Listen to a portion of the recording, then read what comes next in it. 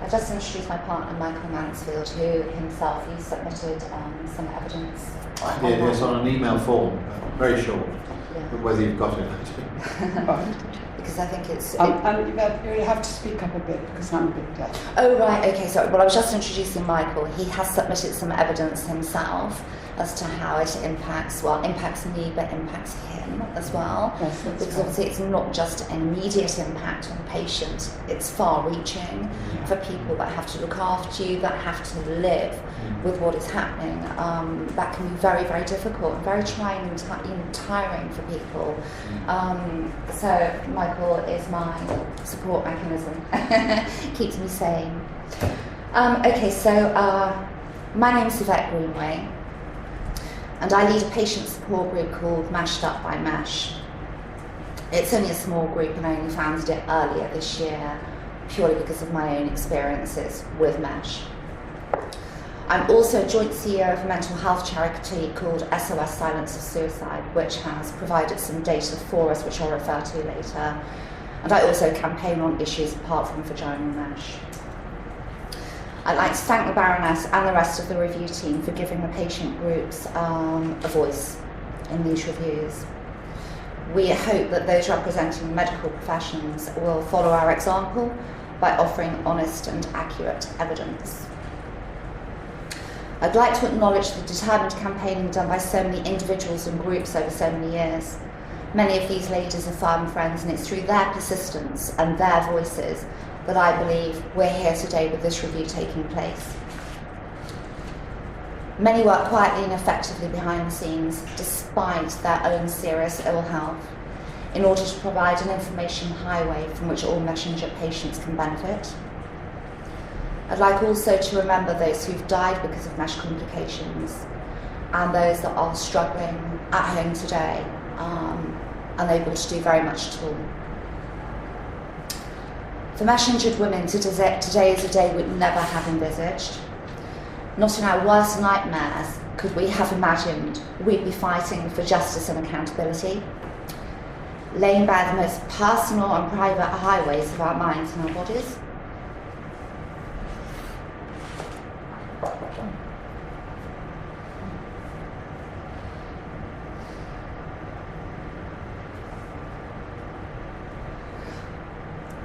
Purely through being implanted with a permanent medical device made from a material known to be unstable and liable to changes whilst inside the body, and which is subjected to little or no clinical testing, which would change our bodies and the way we live forever, and not in the positive manner we were all told prior to surgery.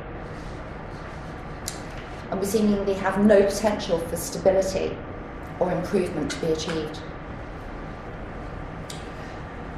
Figures compiled for Panorama by NHS Digital and NHS Wales show the NHS has implanted more than 130,000 mesh devices in the last decade alone. In that same period, there have been 6,000 procedures to remove or partially remove the implants. It's acknowledged the real figure could be much higher. These figures only relate to NHS in England and Wales, do not include women who have paid to have the device removed privately, or those who have a small amount of mesh removed.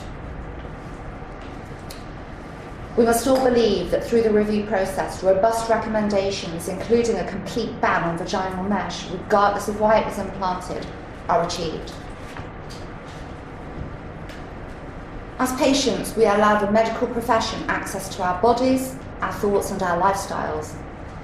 All manner of information to better assist them in reaching decisions about the best course of treatment for us. We, the patients, deserve the same. We should be aware of clinicians' allegiances or involvements, whether they be financial or other, so that we too can reach informed decisions about who is best to treat us and how it should treat us.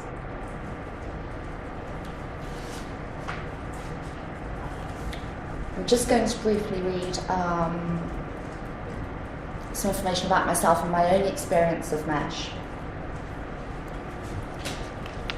I'd just like to confirm I have no commercial, financial, or legal connection or interest in the pharmaceutical and medical devices industry sector or any other body or organisation of interest to the review. Now, I'm just going to go on to some of the points that have been raised by people that I deal with in the patient group mashed up by MASH. I did keep it brief, and I have got quite a bit of evidence which I'm going to try and read out to you from some of these people, but there is quite a lot of it, so I'll have to... What time did I start? Was it about 5? Started about 5 past. Right, okay, thank you, okay. Okay, so Mashed Up by MESH is a patient group that supports MESH-affected individuals and was set up earlier this year by myself.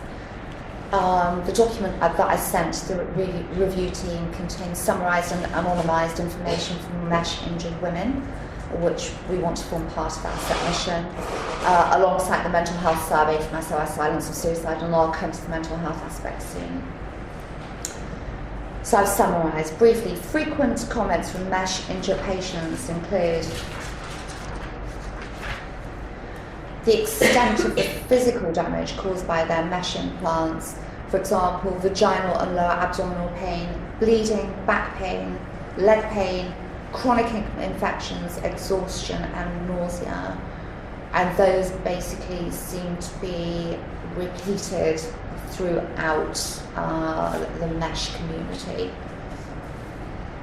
The impact that the physical issues have on their family life, their social life and their work life. Obviously there are people that cannot go to work anymore because their injuries do not allow them to do so. A lot of people are relying on children and or partners, if they have them, to help support them with tasks that they would normally and traditionally do, but simply need assistance with that, or they need the task done for them because they can't do it at all. Something I've already mentioned, the indifference that MESH patients are subjected to by GPs and consultants, many of whom do not even consider the patient's MESH history, and if they do, they feel it's not responsible for their current problems. One thing we're hearing a lot, especially in women of a certain age, is that they are told that their symptoms are probably due to their menopause. That is being repeated over and over again. Now, it sort of implies a distinct apathy within the profession that they could think that. And in my case, when I was told that, I had gone through the menopause when I had my hysterectomy in 2009. I'd never had any bleeding or, since I'd gone through the menopause, and all of a sudden it started last year with the pain. But I was told that menopause can be a funny thing and things can happen at any time. Quite frankly, I'm not a doctor, I hold my hands up, but I don't believe it. There are huge concerns over what other physical issues could be caused by MESH and its compounds going forward. It's known that polypropylene resin contains an ingredient which can help trigger cancer. So that there is lots out there. I think we're all aware it's quite easy to look it up on the internet, online. But there are concerns because whilst women are where they are now in relation to the physical damage, there is also a huge concern, well, what other things are awaiting just around the corner? Can this be responsible for things that we actually don't know about yet? Maybe some people do, but are we going to get to hear about it? When will we get to hear about it? Maybe when it's too late we'll be told about it. So we are trying to prevent that situation. So we're very keen to know, if there has been research done, and if any other, if there is a likelihood, no matter how small, that polypropylene resin could be responsible going forward for other illnesses that may develop within our bodies. The lack of qualified and competent surgeons who can carry out full removals. There seems to be about a handful, literally a handful of surgeons who profess to having the capabilities and the experience to remove MESH. I don't think anyone can be fully experienced as of yet because the problem only really seems to be gathering pace and people are demanding that they have removals now. However, does there not need to be some kind of funding for training of these consultants to ensure they know exactly what they are doing and actually to manage patient expectation Because I've been told, for example, it'd be impossible to remove the whole of mine completely because of the hooks on the side, yeah? So I've been told it'd be impossible. But some patients are being told it's possible to have a full removal, only to be told upon consultation, no, sorry, actually it's not. So I think there needs to be patient expectation management. And we need a list of surgeons that have done mesh removal, full mesh removal, and we need that information displayed publicly so patients can go and go, okay, how many operations, removals has that person done? You know, how recently have they done it? What's their background, etc., etc. And then again, it passes the control back to the patient to make an informed choice, which is something that's been lacking, completely lacking.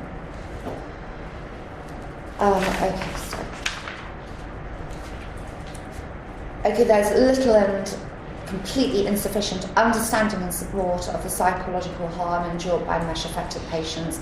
Again, I'll go through that in more detail shortly. There are thoughts of suicide and self-harm. There are instances of self-harm and suicide attempts. There is a complete lack of confidence by mesh-injured women in the medical profession. Women are concerned about any attempt at removal surgery. It is not always possible to completely remove the mesh. Therefore, the question they're asking is, are they meant to live the whole of their lives in pain and despair? And that's a really good point, actually, because even if someone manages to get the whole of the mesh removed, what does that mean in terms of pain for the rest of our lives? And if it can't be removed, knowing that this mesh creates a reaction anyway, which is ongoing within the body, what does that mean for us? That we just have to, we live with it forever? Forever? That's a long time. I've been told, and again, I haven't substantiated this, so I'm just telling you what I've been told. A lady apparently lost her womb after enduring severe bleeding following mesh implant surgery. There is a feeling that mesh-affected patients have been used as guinea pigs in the absence, because there isn't necessarily any need for thorough trialling. Anger that medical devices can so easily slip onto the market. Anger at the lack of information and transparency. Anger there is no mandatory recording of interest held by members of the medical profession with product manufacturers and suppliers. Sadness that some lives have been irrevocably changed for the worst. Disbelief that the mesh has continued to be used for so long, despite problems reported by patients, and these problems and reports apparently being ignored.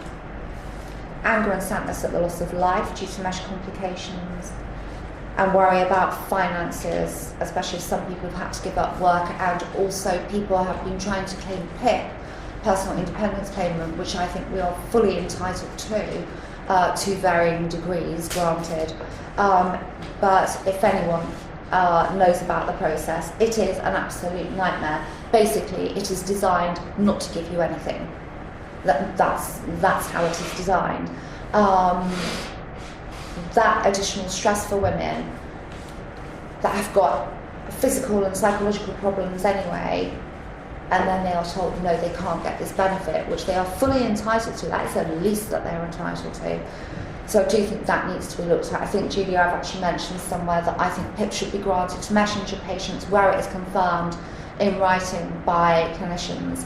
I think there should be an automatic granting of PIP. Okay.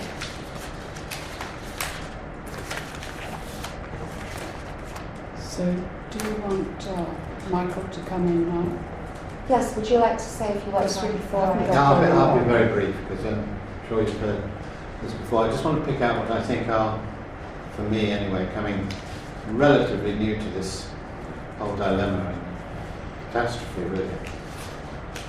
First point is, and Yvette's made a lot of very good points, so I don't repeat them, just the main one. The true lack of research in the first place, before this was implanted. That then entails, it seems to me, a complete lack of monitoring, having put it in, to see how it develops with them. Thirdly, which Yvette just mentioned from her group, And I've been to every attendance of the medical authorities. The third thing is, there is no clear information or advice as to what to do. Do you have a bit of it removed? Well, the surgeon who was about to do it fixed an operation. I was there when he fixed it.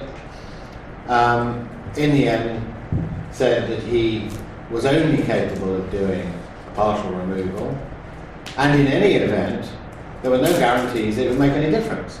Now you move to a full removal, it's the same problem. There is no one who is able to say, even if you have it all removed, that this will solve the problem, because there will be, I think after that, knock-on effects in other parts of the abdomen, which might involve infection. Having removed something that's grown into the tissue, something else has got to fill its space. Plus, it doesn't solve bladder problems and all the other things that you've heard about. So this is a nightmare situation, a dystopia in which people are completely trapped. You don't know where to go. And that adds to all the other symptoms of fatigue is one of those where, you know, it's impossible to measure it, but on a daily basis you're just totally exhausted most of the time, on top of worrying about what is going to happen. So those would be my main points just to follow on. And I have to say I was utterly appalled, because I was present at the consultation. There was an air of nonchalance by this consultant, arrogance, and the thing that's concerned me most in the whole of this, and why I got more than anxious, and I've come to everything, is never mind the fatigue, incessant bleeding. Now for me, any internal bleeding is a symptom and a sign of something that is seriously wrong. The body doesn't automatically do that. Therefore, once you've got bleeding on a daily basis, and it's not, sometimes it's little, sometimes it's a lot, every day the body is losing blood, that's got to be an extremely serious situation. But this consultant, and there I was witnessing exactly what Yvette has described, is actually treating her as though, well, you know, women, they have these periods in their lives when, and he compared it almost to some sort of menstrual discharge. I couldn't believe it. And this was his assessment. Actually, don't worry about it. And he was ready for the next patient. And I have to say, well, you probably know what I do. If I treated someone like that, I would feel I was not discharging my obligations and I wasn't in a caring profession. Did you point it out? Sorry to interrupt. No, well, we did. I'll be honest. No, we didn't. I think we were both shocked. We both got outside and went in the car, and we looked at each other and thought, have we just? What is this? And so, I did go back to my GP, and I said, I have no idea why you sent me to see this man. And I told her exactly what had happened, and she was shocked, but he was recommended. I said, well, I don't know who he was recommended by, and I don't really care. I said, I'm telling you now that I will not be going back there. I have no desire, and I told her exactly what had happened. yeah. But it was an absolute shock. It's like, because this man that was talking like this, actually he deserved, on behalf of all women that are mesh injured, he deserved to be stood in front of them all and let them all. And I think it's a very good point you make, because I'm used to asking questions all the time. But actually I suddenly experienced what a lot of people tell me, which is, you're in the presence of an expert. He's supposed to be one of the leading authorities in the United Kingdom in this area. And you have to reflect, and so you're mildly humble about it all. I think, well, maybe he knows more than we do. Maybe there's something we're missing here. And the full impact of the way he's treated you doesn't really impact itself at the time until actually moments later, and then you think, we've just been through what everybody talks about. And so the complaint came later, and so I now fully understand how women experience this really dismissive, it's what it is, it's a dismissive attitude. Can I just say, I mean, we've heard similar stories across the country, I'm afraid, and we are going to be interviewing surgeons, of course, and surgeons who actually have taken out mesh which we think is very important. Yes. But I suspect, and we don't know, we have to hear from them, but we've had some informal conversations, and I suspect they will say every case is different, every woman is different, every body is different, but so to actually come out with a directive, this is what you should do, it does depend on the person, on the individual patient. So I suspect that is, but you need to know the risks, and I think your issues on consent are just, again, we've heard a lot about that, and I have to say it is shattering. I mean, it is awful that these things happen without proper informed knowledge that is given. Precisely. You know. Can I just ask you one question, Yvette? You're obviously a great campaigner. I think it's in your DNA. And when I see what you've done for suicides and things like that. Can I just ask you, you started your organisation quite, this year. Yes. In March, I think. Something. Yes, it was. I can't remember exactly what month, but earlier this year. Yeah. Yes. Yeah. Can I ask you what stimulated that? Because there are many other organisations, as you will know, that are dealing with mesh. Yes. And I wonder why you felt it was important to introduce another one. Sure, okay. Well, I don't think there can ever be too many, and number one, that's a simple answer. I do work very closely now with Candia McCulloch, who I believe is giving evidence next from the MESH UK charity, and a lot of the people that she knows. Very much agree with you. I think you can have lots of different organisations and they all bring something a bit different. Well, this is it. Which, and I think we will try and look for different threads of information that we can post that hopefully will help people. So that's the idea. It's sort of creating an information base, or as many information bases as possible. And every group does its own bit. Every group brings something to the table, and some groups suit some people, and other groups suit others. So that's. We're going to have to close in a minute, I'm afraid, because we've got another group coming in. Okay. Yes. I'm just going to ask my colleagues if they would like to put a question to you. Anything they want to explore, or is there anything further you want to say? Okay, the mental health, we have had more replies, Julia, so what I have to do is send you that through on email, if I may, and I'll copy you and Val on it. Crikey, okay, yeah, and could I just express my support for a lady that I'm going to refer to as I believe some of you may well be aware of her case. She is a seriously mesh injured lady, and she won her case for damages from a NHS trust, and they then decided to question her testimony. It's probably the best way to put it. So they decided to film her covertly. They have decided that from filming her covertly, they believe that she has possibly exaggerated her symptoms. Now, I spent most of last night with this lady who was actually feeling very. She has gone. And she has got a new legal team in place that are helping her. She has been dealt with very harshly. So I think it's important we think about her today because she's been treated disgustingly. My concern here is the NHS Trust, in my opinion, I've seen all the paperwork, all the documents, have other legal friends. Okay? There appears to be no valid reason for this, and it has no substance. She's being put through the mill, put through the grinder, made to feel like a nobody, like a liar, which she is not. Just because an NHS trust thinks that, well, what do they think actually?